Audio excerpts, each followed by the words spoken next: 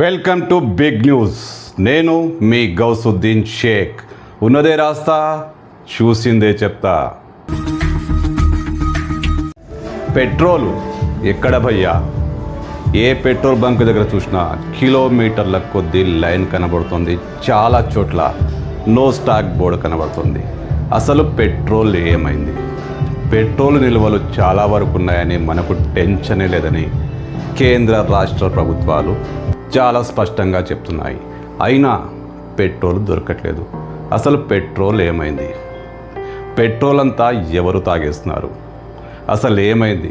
Petrol కొరత ఎందుకు వచ్చింది? నిజంగానే పెట్రోల్ లేదా, లేక కృత్రిమంగా కొరత క్రియేట్ చేశారా, లేక జనాల తప్పిదం వల్ల పెట్రోల్ దొరకట్లేదా? మొత్తానికి పెట్రోల్ ఎక్కడుంది? గవర్నమెంట్ అయితే పెట్రోల్ ఉంది ఉంది ఉందని చెప్తోంది. కేంద్ర ప్రభుత్వం చెప్తోంది, రాష్ట్ర ప్రభుత్వం చెప్తోంది, పౌర సరఫరా శాఖ కూడా చెప్తోంది. మరి పెట్రోల్ ఏమైంది? సోషల్ మీడియా తాగేసిందా? అదే అనిపిస్తుంది. గవర్నమెంట్ చెప్తున్నాను బట్టి చూస్తే సోషల్ మీడియా మాటలు నమ్మొద్దు, పెట్రోల్ చాలా వరకు ఉంది అంటున్నారు. కరెక్టే, పెట్రోల్ చాలా వరకే ఉంటే ఆ పెట్రోల్ బంకుల దగ్గర ఇంత క్యూ ఎందుకుంది? హైదరాబాద్ సహా తెలంగాణ అంతటా ఇదే పరిస్థితి. పెట్రోల్ బంకుల దగ్గర బారులు తీరిన వాహనాలు, జనాలు డబ్బాల్లో పెట్రోల్ పోసుకునేందుకు డబ్బాలతో వచ్చారు. దొరికిన చోట్ల డబ్బాలు కూడా నింపుకుంటున్నారు. అసలు ఏంది గందరగోళం? ఇరాన్ యుద్ధంలో పెట్రోల్ కొరత ఏర్పడిన మాట వాస్తవమే. అనేక దేశాల్లో ఈ సమస్య ఉంది. మనకు సమస్య ఉంటే ఉండొచ్చు, కానీ గవర్నమెంట్ సమస్యే లేదని చెప్తోంది. మనకు దండిగా పెట్రోలియం నిల్వలు ఉన్నాయని చెప్తోంది. పెట్రోల్ ఉంది, గ్యాస్ ఉంది అని చెప్తోంది. మరి గందరగోళం ఎందుకు? జనాలంతా అలా క్యూలో ఎందుకు నిలబడుతున్నారు? వాహనాలు ఎందుకు బారులు తీరుతున్నాయి?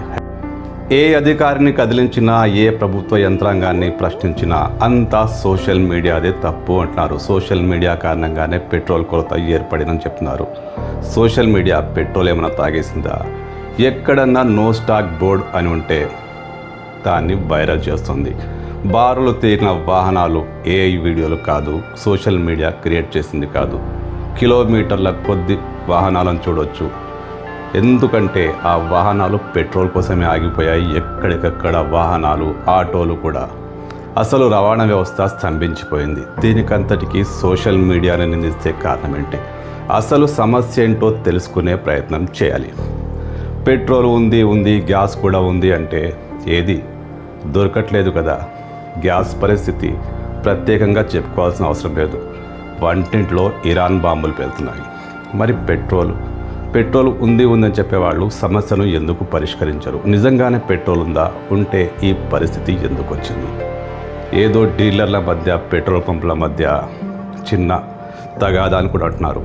అంతా ఈ సంవత్సరం చివరి మాసం కాబట్టి క్యాష్ ఆన్ డెలివరీ అని పెట్రోల్ డీలర్లు మొండికేశారట. పెట్రోల్ పంప్ వాళ్ళు ఆ డబ్బులు ఇవ్వలేక చాలా చోట్ల నో స్టాక్ వచ్చిందని చెప్తున్నారు. అయితే ఇంతేనా సమస్య?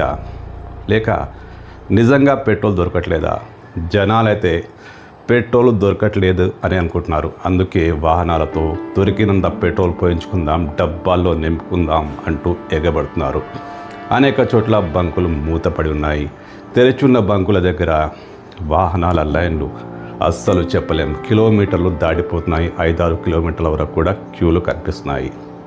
కేంద్ర రాష్ట్ర ప్రభుత్వాలు మీడియాను నిందించడం మానేసి సమస్య ఎక్కడుందో అక్కడ పరిష్కరించుకోవాలి. కానీ పెట్రోల్ కొరత లేదు అంటుంటే ఎందుకు మరి బంకులు మూస్తున్నాయి? ఎందుకు అంత పెద్ద క్యూ ఉంది? ఈ విషయంపై ప్రభుత్వాలు దృష్టి సారించాల్సిన అవసరం ఉంది. లేకపోతే పెట్రోల్ లేదనుకుంటాం. పెట్రోల్ లేదనే నమ్మకం ప్రజల్లో ఇప్పటికే బలపడిపోయింది. అందుకే బారులు తీరుతున్నారు, అందుకే ఎగబడుతున్నారు. ప్రభుత్వం వెంటనే స్పందించి ఈ సమస్యకు పరిష్కారం చూపకపోతే పరిస్థితి మరింత దిగజారవచ్చు. నిజంగానే పెట్రోల్ ఉంటే, పెట్రోల్ సరిపడా నిల్వలు మన దగ్గరుంటే ఈ పరిస్థితి రాకుండా ప్రభుత్వం ముందే జాగ్రత్త తీసుకోవాలి కదా. అసలే యుద్ధ భయం. ఈ సమయంలో ప్రజలకు చాలా భయాందోళనలు ఉంటాయి. అందుకే పెట్రోల్ కోసం ఎగబడుతున్నారు. పెట్రోల్ ఉందో లేదో తేల్చుకోండి. ఉంటే ఆ నిల్వలు సరిపడా వినియోగదారులకు చేరేలా చర్యలు తీసుకోండి. సోషల్ మీడియా తాగేసింది, ఆ మీడియా తాగేసింది, ఆ పుకార్లు నమ్మొద్దు, ఈ పుకార్లు నమ్మొద్దు అని చెప్తున్నారు, బాగానే ఉంది. కానీ పరిస్థితిని చక్కదిద్దండి.